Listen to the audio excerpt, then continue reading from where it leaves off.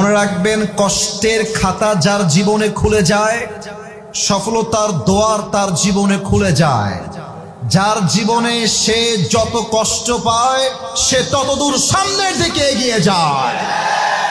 আপনি বিল গেটসের জীবনী পড়েন, আপনি ইলন মাস্কের জীবনী পড়েন, আপনি শাহরুখ খানের জীবনী পড়েন, দুনিয়াবি যারা সফল তারা, পৃথিবীতে এমন কোনো মানুষ নেই যারা সফল হয়েছে লাথি গুতা খাওয়া ছাড়া।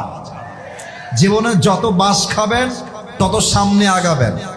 অতএব কেউ ধোঁকা দিলে হতাশ হওয়ার কিছু নাই। আমি আমার একটা ওয়াজে বলেছিলাম, ধোঁকা একজন সৌভাগ্যবান মানুষ খায়, কারণ ধোঁকার দ্বারাই প্রমাণ হয় একমাত্র আল্লাহ ছাড়া আমার দ্বিতীয় আর কেউ আপন হতে পারে না। তো তুমি যদি কখনো তোমার রক্তের আপন মানুষ দ্বারা প্রতারিত হও, স্মরণ করবা ইউসুফ আলাইহিস সালামের কথা, যিনি তার আপন ভাই দ্বারা প্রতারিত হয়েছিলেন। যদি তুমি দেখো তোমার ফ্যামিলিতে তোমার বাবা মা তোমার বিরুদ্ধে চলে গিয়েছে, স্মরণ করবা ইব্রাহিম আলাইহিস সালামের কথা, যে ইব্রাহিম আলাইহিস সালাম তার বাবার দ্বারা আগুনে নিক্ষিপ্ত হয়েছিলেন।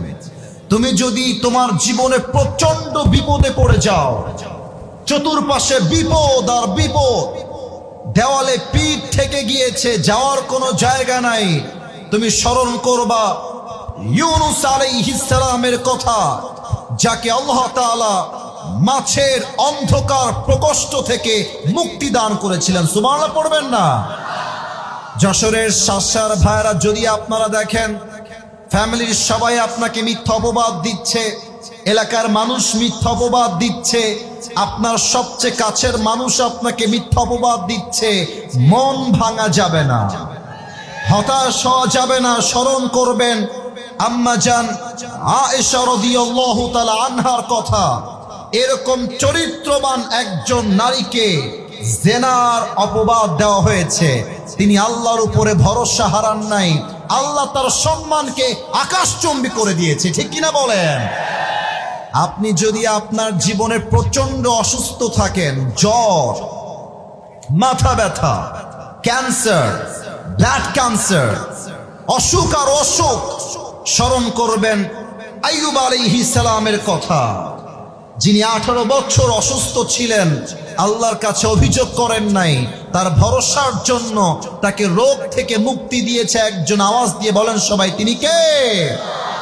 আপনি যদি দেখেন আপনার সবচেয়ে কাছের বন্ধু আপনাকে নিয়ে ট্রল করছে, আপনার আব্বা আম্মা আপনাকে হাসির পাত্র বানাচ্ছে, আপনার বউ আপনাকে দেখে মজা নিচ্ছে, মনে করবেন আমাদের প্রিয় নবী মুহাম্মদুর রাসূলুল্লাহ সাল্লাল্লাহু আলাইহি ওয়াসাল্লামের কথা, যিনি তার পরিবারের আপন মানুষ দ্বারা ট্রলের শিকার হয়েছেন, বাট তিনি আশা হারান নাই, সেই নবী পুরো বিশ্বকে জয় করে দেখিয়ে দিয়েছে।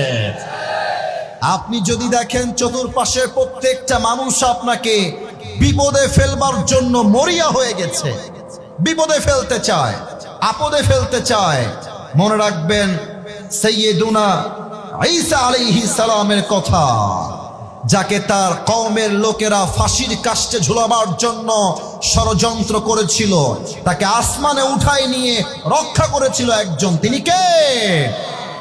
যদি তুমি তোমার জীবনে দেখো একটা মেয়েরে বড্ড ভালোবাসতাম, পালায় গেছে, হারায় গেছে, অন্য জায়গায় বিয়ে হয়ে গেছে, মরে গেছে, চলে গেছে, স্মরণ করবা খাদিজা রাদিয়াল্লাহু তাআলা আনহার কথা, যার প্রথম স্বামীও মারা গেছে, দ্বিতীয় স্বামীও মারা গেছে, উনি হতাশ হয়ে যান নাই, তার ভরসার বিনিময়ে আল্লাহ তাআলা তাকে নবীজির সর্বপ্রথম স্ত্রী হিসেবে কবুল করেছে। সুবহানাল্লাহ। অতএব হতাশ হওয়ার কিছু নাই। ওয়ালাসাউফা ইউতিকা রাব্বুকা ফাতারদা, put your trust on your Lord, indeed and verily your Lord will give you something that will definitely make yourself happy. রবের উপরে ভরসা করো, যা হারিয়ে গিয়েছে তার চাইতে উত্তম কিছু দিবে একজন, তিনি কে? আল্লাহ আমাদের সবাইকে হতাশা মুক্ত জীবন দান করুক। পড়েন সবাই আমিন।